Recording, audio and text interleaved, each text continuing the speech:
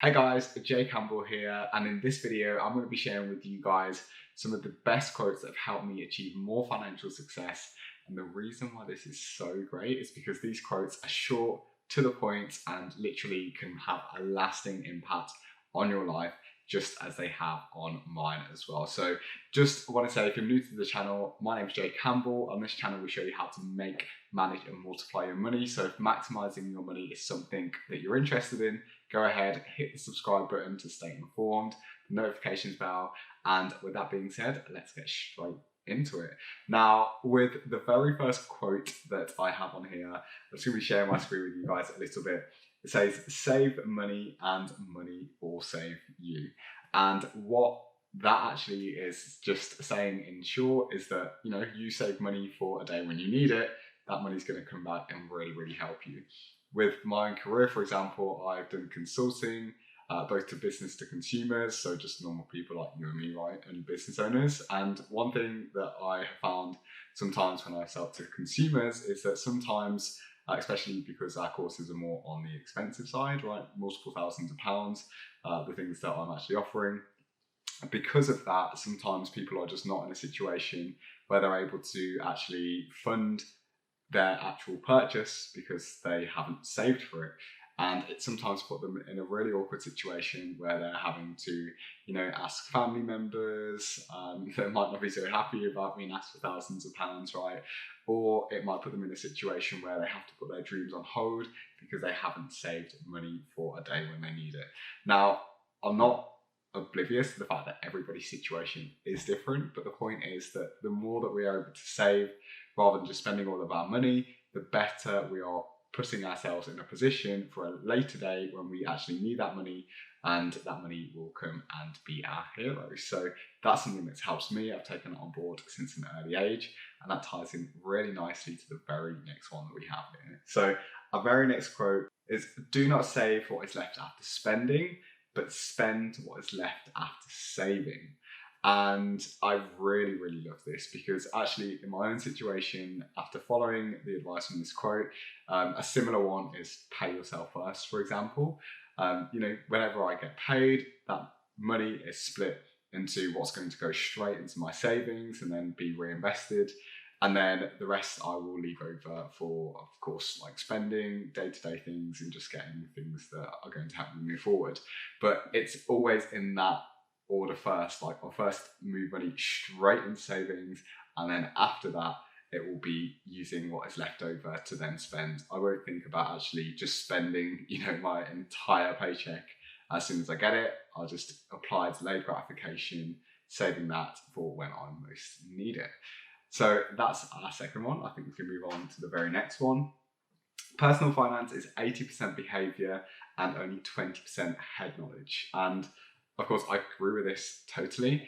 And that's because I think once you learn about personal finance and actually being able to manage money effectively, it's pretty simple, actually, when you boil it down to the core elements. You follow kind of good financial principles and you do really well. But I think the most challenging thing is actually being able to be emotionally in control and disciplined to follow through with doing the right things again and again.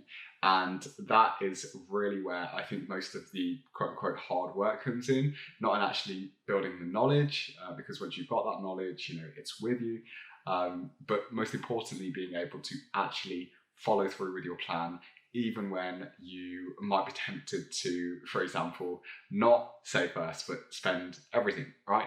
There might be something that you really want, and it could be easy to not follow your plan, and that is really where you should be disciplined, of course. So there you go, that is our very third one. Our next one is from a great guy called Robert Kiyosaki. He's the author of Rich Dad Poor Dad, as you might know, but he says assets put money in your pocket and liabilities take money away from your pocket. This was a complete game changer for me because once I realized this, I really started to focus on being able to identify what assets are and being able to accumulate them slowly as well. I think one of the things that it's also helped me with is being able to avoid liabilities. So for example, in my situation, I've never been tempted to go and, finance a really fancy car, for example, because I don't need to. That would be a total liability, especially when I live pretty much in the city centre of my town or my city, and everything is so easily accessible, literally just by a cycle, and it keeps me fit as well. So really good point. Really allows you to distinguish actually what you're spending your money on. Is it going to give you back, or is it going to take away? So really nice one there. This probably is my very favorite one. It's a quote by a lady, according to our source here, called Christy Hefner, and it's, "No, I never thought about my father's money as my money." And I can relate to this totally, because at the age of like 16 or 17 when I got my first job, I remember like obviously being younger, you know, your parents give you money until you're able to kind of fend for yourself. And when I got my first job, I remember like meeting my dad. Obviously you get your like weekly or monthly allowance or so. And I told him like, "Oh, I've got a new job now, this is awesome." And I was just expecting to kind of get my allowance as normal and carry on with my day. And I just remember this absolute like game-changing moment in my life. My dad saying, "Well, actually now you've got your new job, you don't need money from me." And I remember being so like, "What? What do you mean?" Like, I just thought that was always going to happen, right? You know, you're young back then. And I just remember that day I was like really annoyed with the fact I didn't get like my monthly allowance. And I just remember having this like voice in my head saying, "Okay, I'm never ever going to ask my parents for money again. I'm going to be self-sufficient so I don't feel as embarrassed, and I don't feel like I need to depend on anybody in order to look after myself financially." And I think that's so important, because when I had made that decision, I've never ever since been able to go back and ask my parents for money. I've never needed to, because I've always been motivated to go out there, get it and make it happen. And I think that was probably one of the best things that ever happened to me at a young age. So I think being self-sufficient, being able to handle your own business and being able to handle your own finances is going to make you so much more of a better person.